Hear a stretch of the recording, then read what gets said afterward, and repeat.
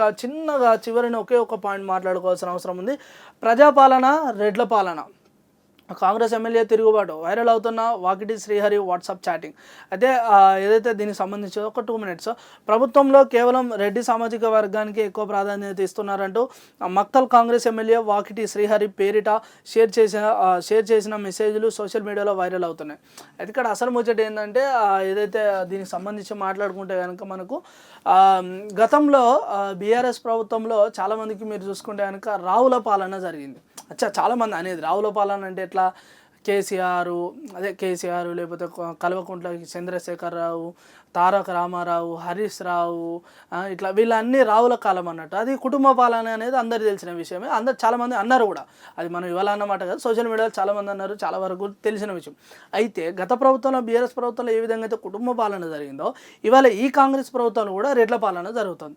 ఎందుకంటే ఇవాళ మీరు ఇటు మంత్రి పదవులో చూసుకున్నా కానీ లేకపోతే కొన్ని పదవులలో చూసుకుంటే కనుక ఇవాళ కాంగ్రెస్ ఏర్పడిన ఈ 6 నెలలలో చూసుకుంటే కనుక ఇచ్చే ప్రతి పదవి కూడా చాలామంది కూడా ఇటు రెడ్లనే చూసుకుంటున్నారు. అంటే అక్కడ ఏదైతే ఈ రెడ్ల పాలన అంటే మరి ఆ రెడ్డిస్ అయితే చాలు, వాళ్ళకి ఎలాంటి పదవైనా ఇచ్చే అవకాశాలు కాంగ్రెస్ ప్రభుత్వాలు ఎక్కువ ఉన్నాయని చెప్పేసి కూడా చాలామంది వరకు కూడా మొన్నటి వరకు కూడా సోషల్ మీడియాలో చాలామంది కామెంట్స్ రాయడం కానీ లేకపోతే కొంతమంది వీడియోలు కూడా చేయడం జరిగింది.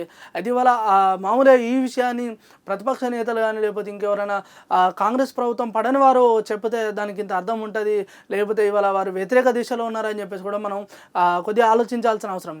కానీ ఇవాళ ఈ కాంగ్రెస్ ప్రభుత్వంలో ఇవాళ ఏదైతే రాష్ట్రంలో పనిచేస్తున్న ఈ కాంగ్రెస్ ప్రభుత్వంలో ప్రజాపాలన, రెడ్ల పాలన అని చెప్పేసి కాంగ్రెస్ ప్రభుత్వంలో పనిచేస్తున్నటువంటి శ్రీహరి గారు, ఎమ్మెల్యే ఎవరైతే శ్రీహరి గారు ఉన్నారో వారు అనడం చాలా చర్చనీయాంశంగా మారింది ఈ తెలంగాణ ప్రభుత్వంలో, ఈ రాజకీయంలో.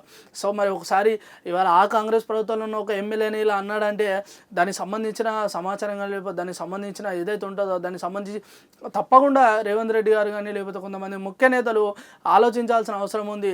ఇవాళ ప్రతిపక్ష నేతలు కానీ ఎవరైనా కాంగ్రెస్ ప్రభుత్వానికి వ్యతిరేకంగా ఉన్నవారు అన్నారంటే దానికి ఇంత అర్థం ఉంటుంది. కానీ ఇవాళ కాంగ్రెస్ ప్రభుత్వంలో పనిచేస్తున్నటువంటి ఎమ్మెల్యే గారు అలా అన్నారంటే ఒకసారి కాంగ్రెస్ ప్రభుత్వం మరి ఒకసారి ఆలోచించుకొని ఇవాళ కాంగ్రెస్ ప్రభుత్వానికి సంబంధించిన కార్యకర్తలు కానీ లేకపోతే కొంతమంది ముఖ్య నేతలు కానీ మరి వారికి కూడా మంచి పదవులు ఇచ్చి రేపటి భవిష్యత్తుకు ముందుకు పంపిస్తే ఇంకా బాగుంటుందని చెప్పేసి కూడా చాలామంది అనడం జరుగుతుంది. రైట్, ఇక మొత్తాన్ని చూసుకుంటే కనుక ఇది ఇవాళ ఉన్నటువంటి దినపత్రికలోని కొన్ని ముఖ్యమైన అంశాలు.